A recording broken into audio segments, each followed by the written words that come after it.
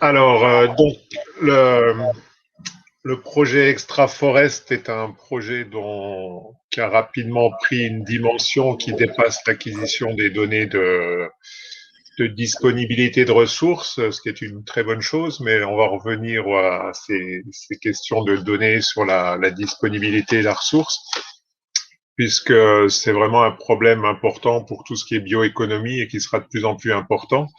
Et on se heurte tous aux mêmes difficultés pour appréhender ces ressources et ses disponibilités. Aussi, on s'est penché, enfin, je me suis penché sur un outil qui existe déjà qui s'appelle AF Filière. Alors, pourquoi en lien avec Extraforest? Parce que vous allez voir que ça ressemble quand même, enfin, il y a beaucoup de similitudes avec CAT et que j'ai pensé donc que les deux seraient intéressants, que les deux puissent se compléter. Alors, je vais vous représenter rapidement l'outil, pourquoi on fait une expérimentation en Grand Est et puis le groupe de travail et le calendrier. Et vous allez voir, enfin, le but, c'est de vous mettre un peu à contribution à la fin, enfin, ceux qui seront volontaires sur la région. Alors, AF Filière, c'est un outil qui a été développé par l'INRIA, donc à Grenoble, et qui est un outil de réconciliation de données. C'est-à-dire que vous voyez sur la partie gauche de l'écran, ça représente un peu de manière très schématique et un peu théorique, mais la situation actuelle qu'on connaît tous, il y a des données de l'inventaire forestier, il y a des données d'AGRES, des enquêtes annuelles de branche, il y a des données collectées par l'interprofession, il y a des données des douanes, etc. Et quand on essaye de mettre tout ça un peu en relation, on a toujours des problèmes parce que c'est pas les mêmes unités, parce que ça recouvre pas les mêmes concepts, etc. Ça recouvre jamais exactement la même chose, et donc il est toujours très difficile de faire des différences entre ces données, de les comparer, de pouvoir en tirer des données complémentaires, etc. Et donc, l'intérêt de l'outil AF Filière, c'est justement de réconcilier ces données, c'est-à-dire de les rendre cohérentes, de calculer les données les plus cohérentes qui permettent de tout mettre en face l'une de l'autre et aussi de reconstituer finalement les données manquantes au sein de la filière. Donc, c'est un peu ce que représente le graphique de droite. Alors, pourquoi une expérimentation en Grand Est spécifique sur le Grand Est? Alors historiquement, on avait déjà eu un premier stage qui avait été fait sur cet outil en 2015 sur la Lorraine. Donc on était un peu sensibilisé, peut-être plus qu'ailleurs, à cet outil. C'est un outil qui a déjà fonctionné sur l'ensemble de la France, sur l'ensemble des régions françaises. Donc les résultats, ils sont disponibles sur Internet d'ailleurs, mais donc toutes les régions françaises ont été couvertes, les données ont été rentrées, les données disponibles ont été rentrées par l'INRIA, on peut accéder aux résultats. Mais par contre, ce qu'on a constaté, c'est que finalement, tout le monde est allé jeter un coup d'œil sur les données, sur l'outil, mais personne les utilise réellement, utilise réellement cet outil, les données qui sortent de cet outil. Alors pourquoi? C'est une question qui a été posée au comité scientifique du module forêt-bois, le MOFOB au niveau national, à la fin de l'année dernière. On a eu des gens qui ont dit, par exemple, finalement c'est une boîte noire, on ne sait pas ce qui se passe dedans, donc est-ce qu'on peut lui faire confiance ou pas? Donc c'est un peu ce qui a été la genèse de ce projet, c'est de se dire est-ce qu'on peut pas valider au moins sur une région, donc j'ai proposé la nôtre, la région Grand Est, est-ce qu'on peut pas valider cet outil pour se dire une fois pour toutes, c'est un outil qui tient la route.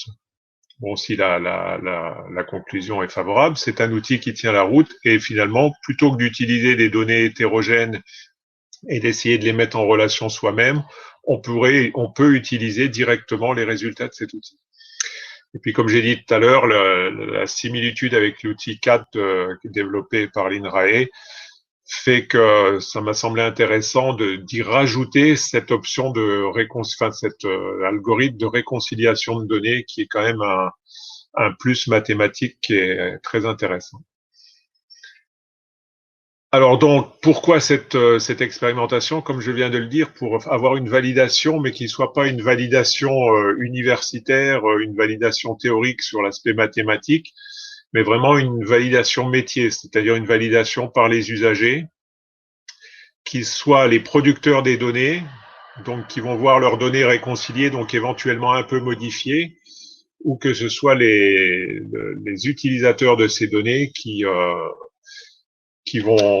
puissent nous confirmer en fait que les données réconciliées, elles sont plausibles, elles correspondent à leurs attentes, elles sont satisfaisantes, elles ont des intervalles de confiance qui les laissent utilisables. Bon, on verra que ça peut être compliqué sur certaines, mais comme je vous l'avais dit, toute la France avait déjà été couverte, mais on a jugé intéressant de retravailler sur des données un peu plus récentes.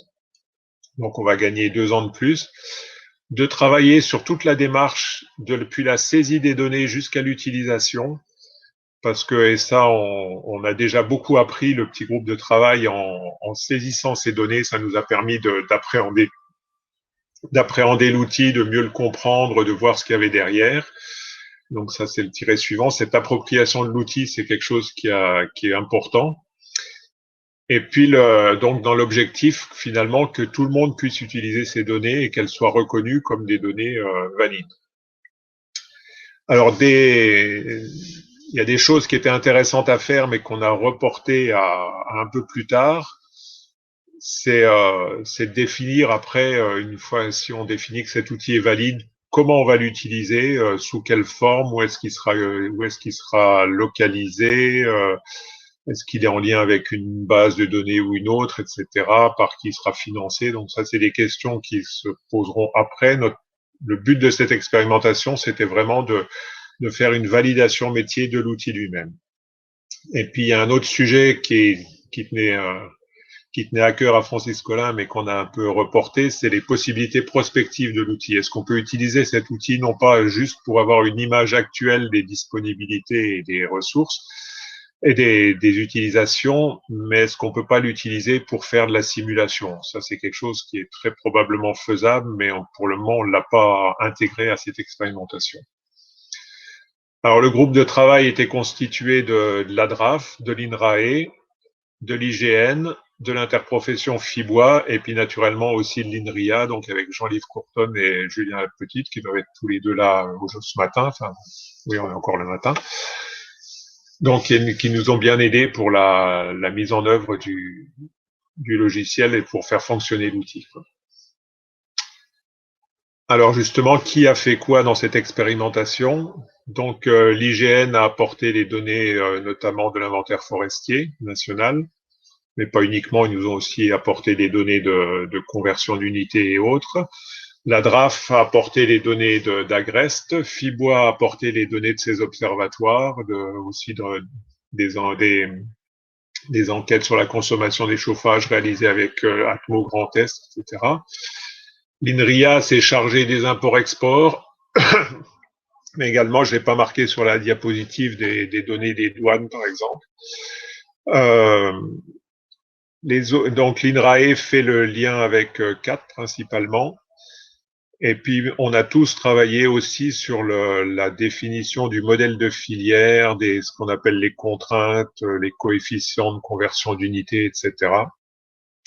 Parce qu'il faut savoir que l'outil est relativement souple, donc non seulement on rentre les données, mais on peut rentrer aussi le modèle de filière, le modifier s'il nous satisfait pas, et ça on l'a fait même jusqu'à un peu la dernière minute, quoi. Alors, il y a des éléments qui n'ont pas été retravaillés. Soit on n'avait pas de nouvelles données, soit on n'a pas eu le temps de le faire. Donc, à ce moment-là, on a repris les valeurs qui étaient déjà précédemment dans l'outil, dans ce qui avait été saisi précédemment. Alors, le calendrier de travail, donc, on a commencé par s'approprier l'outil. Donc, en grisé, c'est ce qui est déjà réalisé. On a modifié le schéma de filière, donc, au départ, en fonction des réalités régionales et puis aussi du fait qu'on travaillait cette fois-ci que sur une seule région et pas sur l'ensemble des régions françaises.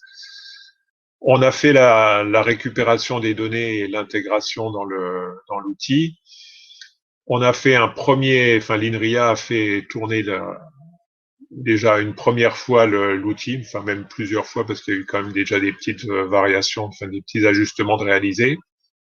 Et donc actuellement, on va attaquer la phase de validation par les partenaires. Et c'est là que, comme je vous le disais tout à l'heure, on est à la recherche on va vous mettre à contribution puisqu'on est à la recherche de partenaires, alors dans tous les domaines, que ce soit des consommateurs, des usines de panneaux, de papier, de autres, enfin des scieries, tout type de partenaires. On est intéressé pour qu'il y ait des partenaires, des acteurs de tous, des acteurs de l'administration, des utilisateurs de données, etc., des gens qui ont des projets, etc., qui puissent, à qui on puisse soumettre les résultats, enfin soumettre même l'ensemble de l'outil, pour qu'ils nous disent, qu'ils nous fassent part de leur retour, de manière à ce qu'on puisse faire, nous, une synthèse de ces retours et faire un rapport de synthèse, un peu cette fameuse validation de l'outil. Alors, ça peut passer éventuellement par une seconde itération s'il y a des choses à modifier pour refaire tourner.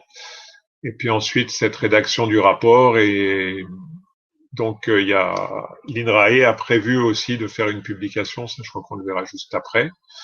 Et on présentera les résultats donc au comité scientifique du MOFOB, d'où est un peu parti ce projet, cette expérimentation, avec un objectif de travailler rapidement et donc de finir tout ça à la fin juin au plus tard.